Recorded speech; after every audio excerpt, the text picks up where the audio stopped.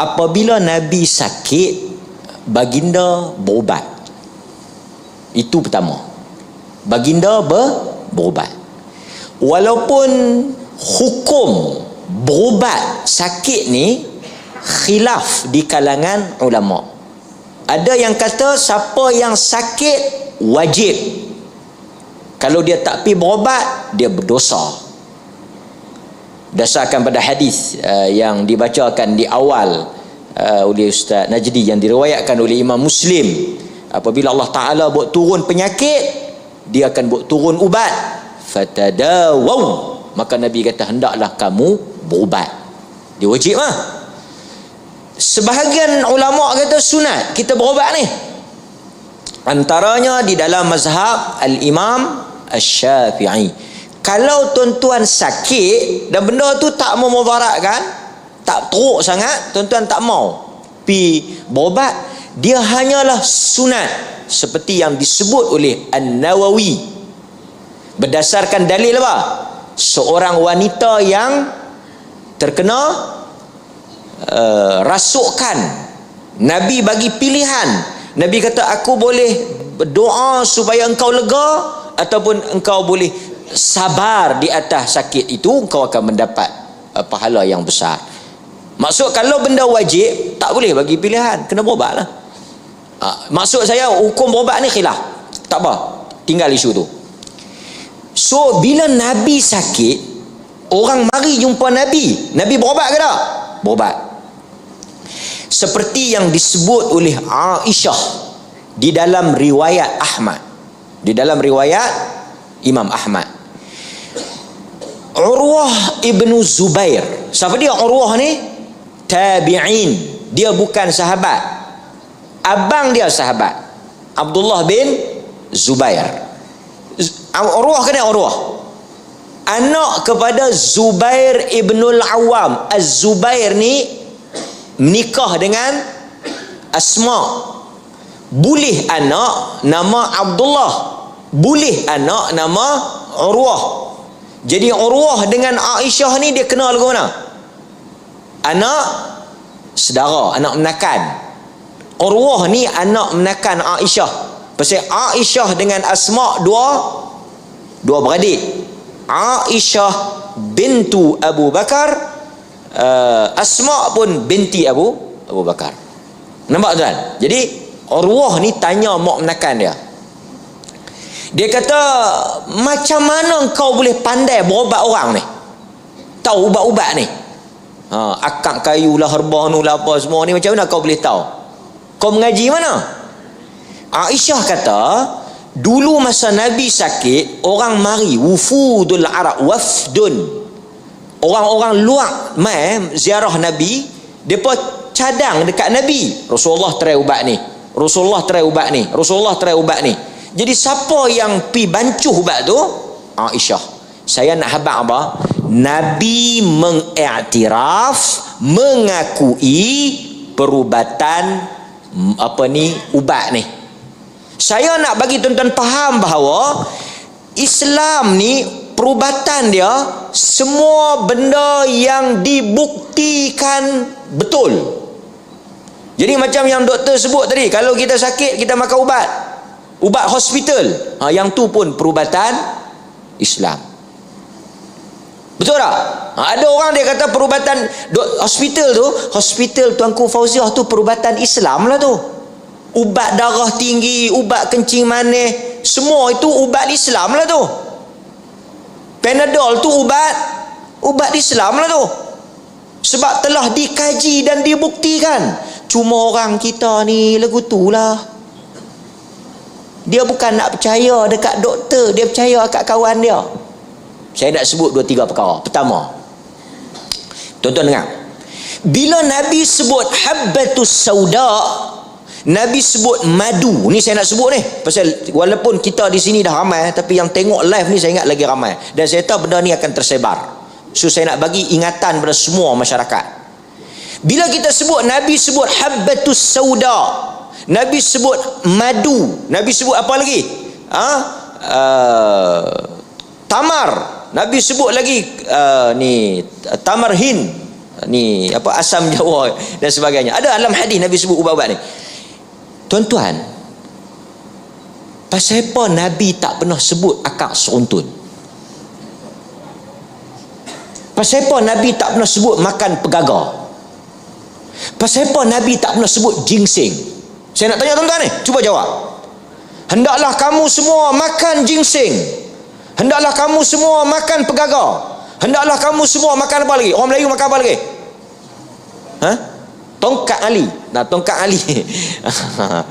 Pasal apa Nabi tak pernah sebut ubat Melayu? Pasal apa Nabi tak pernah sebut ubat India? Pasal apa Nabi tak pernah sebut ubat Cina? Kerana Nabi duduk di Arab. Jadi ubat yang Nabi sebut itu bukan wahyu. Ini seperti yang disebut oleh Ibnu Khaldun, disebut oleh Qadhi Iyad, bahawa apabila Nabi sebut tentang ubat, Nabi sebut ubat Arab. Maknanya kerana dia bukan wahyu, dia benda yang Nabi tengok daripada pengalaman dia, tengok orang Arab makan lega. Ibnu Hajar kata apa? Ibnu Hajar kata habbatus sauda, yang kita duk pepak siang malam ni, dengar bagi elok. Orang darah tinggi tak boleh makan habbatus sauda. Orang darah tinggi, tuan-tuan jangan main-main. Tuan-tuan tahu tak, Al-Fadil Ustaz Abdullah Bukhari, dia mengalami sakit buah pinggang. Dia menulis satu tulisan yang sangat bagus. Saya nak kongsi. Tuan-tuan tak payah baca. Saya dah baca, saya nak cerita. Senang. Saya bukan suruh tuan-tuan baca. Jangan susah hati, jangan takut, jangan kecemah. Tak payah baca. Saya ulang sekali lagi, saya dah baca. Saya nak bagi tahu tuan-tuan. Depa susah hatilah, dia suruh baca apa pula ni kan. Orang kita ni baca tak mau. Okey. Sekali saya nak kek juga dengan Queen Elizabeth yang mati ni. Ada kek kau dengan tajuk kita ni? Ada. Okey. Sebelum tu, Queen Elizabeth ni saya tak kenal sangat, tapi Dr. Mukhlis kenal lah, pasal dia pergi mengaji di sana, kan. Dia rapat lah dengan Queen Elizabeth. Okey. So saya nak cerita kat tuan-tuan. Ibnu Hajar kata habbatus sauda, dia hanya sesuai untuk tempat penyakit sejuk. Dia tak boleh, dia tak mau, tak mujarab untuk penyakit panas. Pelik. Ustaz Abdullah Bukhari Abdul Rahim ni, dia pesakit buah pinggang. Dia tulis dalam tulisan tu, dia kata satu hari dia buka puasa makan buah kurma. Pasal Nabi kata makan buah kurma. Kurma ni dia tinggi apa? Jangan duk makan banyak sangat. Kurma ni tinggi potasium. Dia tinggi potasium ni. Untuk orang yang sakit buah pinggang, dia tak boleh makan benda yang tinggi kandungan potasium. Apa dia lagi yang tinggi potasium? Kena tahulah. Jahanam buah pinggang ni, pasal kita duk makan benda-benda tu. Buah pinggang ni dia macam karburator tau. Cerita buah pinggang tak tahu. Karburator motor tu. Karburator motor tu dia campur semua, dia proses tau. Jadi buah pinggang ni dia tempat proses. Jadi bila tuan-tuan makan potasium tinggi ni, antara potasium tinggi pisang. Siapa yang makan pisang banyak, dia punya kadar potasium dia tinggi, menyebabkan buah pinggang dia terpaksa bekerja teruk, lama-lama jahanam. Rosak. Jadi antara benda yang menjahanamkan buah pinggang ni apa dia? Ni duk makan suplemen ni. Suplemen timbang kilo ni. Apa? Penghulu segala makjun. Dia pun tak boleh saman saya tak sebut betul ratu segala ni. Tuan-tuan, ni semua produk timbang kilo. Buat satu tempat dia, buh nama lain-lain. Lagi satu tuan-tuan, yang mereka duk kata makanan sunnah ni, yang saya nak jawab ni, makanan sunnah ni. Saya tahu video ni akan viral. Dan kita akan bagi tahu masyarakat supaya jangan kena tipu dengan pok ni. Saya nak sebutnya, okey, madu, dia makan kurma banyak. Dia makan kurma lebih sikit. Lepas tu jantung dia berdebar. Dia kata dalam jemaah tu ada seorang doktor perubatan. Tengok dia siapa doktor, dia kata jantung saya berdebar sikit. Dia pesakit buah pinggang. Jadi nak pendekkan cerita, doktor tu kata ustaz kena kurangkan, jangan makan banyak sangat buah kurma. Kalau kita dengar orang larang makan buah kurma, benci sunnah. Tengok Nabi makan, dia pun tak bagi kita makan. Untuk orang yang sakit buah pinggang atau orang yang kencing manis kronik, dia tak boleh makan benda-benda yang tinggi potasium, tinggi gula ni, tak boleh. Walaupun Nabi suruh, pasal ini urusan kesihatan. Nampak tuan-tuan? Sebab itu kita bila kita okey, Nabi suruh makan habatus sauda, betul. Tapi berapa banyak? Berapa banyak? Dan tuan-tuan kena tahu sesuai tak sesuai. Sebab Nabi sebut umum makan habatus sauda, tapi kita kena cek diri kita ni sesuai tak sesuai. Banyak mana kita nak makan? Satu sudu ke? Satu cawan ke? Lepas tu mai pula ni yang geng-geng nak jual makanan. Lah ni tuan-tuan, semua benda kalau kait dengan Nabi laku tak? Laku. Tuan-tuan jual apa-apa pun kait dengan Nabi mesti laku. Benda apa kalau ada Nabi hujung tu sahih laku. Brand Nabi ni orang beli lah. Pasal tu hari ni tuan-tuan, saya pun terkejut. Queen Elizabeth tu pun ada kaitan dengan Nabi. Cucu Nabi. Tu dia. Kita ingatkan produk tu saja hampa nak buh nama Nabi. Queen Elizabeth pun demam kita.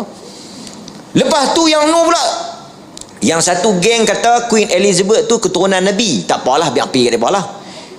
Ni yang satu lagi, Queen Elizabeth tu keturunan Firaun pula dah. Yang hampa duk bersabuk dia keturunan apa tu buat apa? Manusia ni dia bukan masuk syurga kerana keturunan. Tuan-tuan toh kalau cek keturunan tuan-tuan toh, keturunan siapa kita? Kita ni keturunan Megat Terawis. Kacau. Sebenarnya abang ya tak ada kaitan. Tapi saya nak beritahu tuan-tuan, orang yang jual barang-barang yang kata Nabi ni produk makanan sunnah, macam Ustaz Najdi sebut tadi. Betul dia sebut. Campur habatus sauda, campur madu, campur ni, semua dia campur 5 dalam 1. Inilah makanan sunnah. Ini bukan makanan sunnah, ini makanan punah. Nabi sendiri tak pernah makan lagu hampa makan ni. Nabi tak pernah campur madu dengan habatus sauda. Nabi tak pernah gue lagu hampa gue ni. Hampa gue satu macam, lepas tu hampa pergi tenyeh buh atas nama Nabi. Saya nak bagi tahu kat tuan-tuan, siapa yang jual benda ni, dia telah berdusta atas nama Nabi. Pasal Nabi tak pernah endorse ni makanan-makanan ni. Saya nak bagi tahu kat tuan-tuan, suplemen ni yang makanan tambahan ni, pertama macam disebut oleh Dr. Mukris tadi ni, bukan ubat. Sebab tu saya tanya doktor, saya bukan buat pandai sendiri, saya ada nombor, saya simpan. Oleh kerana saya ada anak, saya simpan doktor pakar kanak-kanak. Oleh kerana saya ada isteri perempuan, saya simpan pakar apa? Sakit puan. Semua nombor-nombor kita tanya. Kita tak simpan nombor Tok Bomo, kita tak simpan banyak sangat. Nombor-nombor apa ustaz ke apa ke, kita tanya. Baru ni saya bagi contoh. Ni tak mahal lah bagi saya bagi contoh. Isteri saya bersalin dalam tempoh pantang. Saya tanya doktor, pakar ONG ni, obstetric and gynecology ni, pakar betul lah, bukan pakar muhung ni. Saya kata, doktor, saya nak balik jaga isteri saya ni, saya nak kena jaga dia ni. Tolong habang, benda apa dia boleh makan, benda apa dia tak boleh makan. Saya tanya dia. Orang ada ilmu bila jawab tuan-tuan, kemas. Makanlah apa sahaja yang halal. Ayam bagus, daging bagus, ini semua protein, boleh mencepatkan luka. Pasal dia Caesar belah. Daging boleh makan, ayam boleh makan, ikan bagi makan banyak-banyak. Makan, semua boleh makan. Jangan benda yang gatal, alergik tak boleh makan. Senang nak jaga orang bentang tuan. Tapi kalau doktor kampung, bukan saya marah, ikan kering nak lega macam mana? Bukan ada protein, tak ada khasiat. Honu tak boleh, honi tak boleh.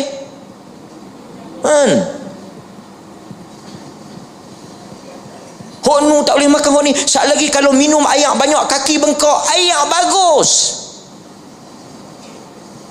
Pantang-pantang ni, saya tak nafikan lah tuan-tuan. Ni saya nak tanya, orang kita dia kena pakai stukin lah apa semua. Saya pergi satu hospital tengok bukan Muslim pantang pakai seluar pendek. Hang tak bentan lah. Tapi saya nak abang, kita buka minda kita. Pengetahuan mesti berasaskan kepada bukti. Itu yang kita nak abang. Jadi saya nak supaya tuan-tuan kena keluar. Boleh kita makan habatus sauda, boleh kita makan madu, boleh. Hatta Nabi tak bagi tau. Dalam hadis Bukhari Nabi kata apa? Jangan campur kurma muda dengan kurma tua. Jangan campur kurma dengan kismis. Hadis Bukhari dari Abu Qatadah. Ulama bahas pasal apa tak boleh campur. Dia kata tak boleh campur pasal yang tu jadi arak. Artinya Nabi tak suka campur-campur, tak ketahui halal ni. Orang kita kadang-kadang dia beriman dengan cakap mitos ni. Tuan-tuan, anak kita sakit, masuk hospital. Bila masuk hospital, doktor bukan Tok Bomo. Tok Bomo dahsyat. Anak tuan-tuan Bomo dia tak pegang pun. Buat orang. Tapi bila kita pergi tuan-tuan, bila kita pergi hospital, dia ada kaedah dia nak tahu penyakit apa. Saya nak sebut ni pasal orang Melayu kadang-kadang dia sensitif benda ni. Apa dia tuan-tuan? Pertama dia akan ambil darah. Lepas tu dia tak jumpa punca penyakit. Mungkin dia ambil ayak kencing. Dia ambil ayak kencing, dia ambil najis, dia ambil darah. Last sekali dia akan ambil ayak tulang belakang. Apa tujuan dia? Nak tahu penyakit apa. Nak diagnose, nak tahu penyakit apa. Bagilah ambil. Oh my lah, doktor ni jangan. Lumpuh cucu siapa, bukan cucu dia, cucu siapa tak tahu. Cucu siapa? Jiran hang. Dok, jiran aku jumpa dengan jiran anak dia tu di Bahang mana tak tahu tu. Anak pada kawan tu dia anak menakan jiran dia tu, pi hospital ambil. Anak siapa ni? Tak tahu anak siapa. Tapi jiran tu jumpa jiran tu. Nah, abang kata ambil tulang belakang, lumpuh. Tuan-tuan, cuba bawa mai berapa orang yang ambil, berapa orang yang lumpuh. Tapi yang ni dia percayai. Pasal itu bukan kata bab perubatan ni, bab agama pun kita nak ubah payah. Maka sebab itu hadirin mukminin, kita kena ingat, perubatan Islam ialah perubatan seluruh ubat rawatan yang terbaik. Hatta kalau kita tuan-tuan yang duk pergi, saya tanya pakar perubatan, dia kata tuan-tuan, kadang-kadang kita pergi derma darah tu bagus tau. Derma darah ni bagus pasal dia ganti sel-sel darah dan sebagainya. Dia bertanya bekam macam mana? Bekam ni kalau kita ada sebab, Nabi bekam lah. Memang Nabi bekam. Tapi Nabi bekam bersebab. Pasal Nabi sakit kepala, Nabi berbekam. Bukan hari-hari Nabi berbekam. Kita hari-hari berbekam. Lepas tu satu lagi tuan-tuan, mereka duk habang apa? Geng bekam ni. Mereka duk habang apa? Mereka duk habang apa? Mereka duk habang, mereka bekam tu keluar darah kotor. Pergi tanya doktor, betul tak? Oh, banyak darah kotor hang ni. Memanglah hati hang kotor. Tak ada kaitan, bukan darah kotor yang keluar. Dan kita hari ni tuan-tuan, saya balik pada bila kita faham ni, tuan-tuan, mari orang mai jual ubat-ubat apa. Dan saya nasihat ni pasal apa tuan-tuan? Pasal orang sakit memang tempat untuk buat duit. Pasal orang sakit ni hang jual apa pun dia beli, pasal dia nak lega. Pasal itulah orang-orang kampung yang sakit lutut macam-macam dah. Katil, karan, kerusi, karan, semua saya nak sebut ni. Masuk mai kawan jual katil karan, mai kawan jual kerusi karan, mai kawan jual nu letak tani apa alat tabuh tang lutut ni. Tuan-tuan pergi hospital. Satu lagi mai lutut tua, lutut 60 takkan nak sama dengan lutut 30. So hadirin mukminin, saya nasihatkan bagi faham, Nabi tidak nafikan rawatan moden. Dan tuan-tuan, jampi ada tak ada? Ada dalam Islam. Boleh tak kita makan? Saya takut salah faham. Boleh makan habatus sauda, boleh makan madu, boleh makan, tak ada masalah. Tetapi ia adalah salah satu ikhtiar daripada ikhtiar yang ada. Dan kita wajib untuk tanya pada ahli, saya nak makan banyak mana. Dan tuan-tuan jangan hati-hati juga, produk ni sesuai tak dengan badan saya. Sebab itu kadang-kadang tuan-tuan bila makan ubat bukan dibagi sebarangan. Dia tengok jenis darah, dia tengok keadaan tuan-tuan, baru dia bagi ubat. Macam Dr. Ustaz Najri sebut lah, hang habak pilah penyakit apa pun, ayak tu dia. Saya ni sakit buah pinggang, ambil yang ni. Saya ni sakit darah tinggi, yang ni sakan. Hadirin mukminin, itu kadang-kadang salah faham yang besar. Dan bila orang kait dengan Nabi, pasal apa? Pasal orang Islam bila berkait dengan Nabi, mereka akan mudah percaya. Ini yang kita bimbang. Sebab tu saya nasihat pada tuan-tuan, selidik. Agama suruh kita selidik. Selidik. Jangan kita mudah percaya dan jangan mudah terpengaruh. Wallahu ta'ala a'lam.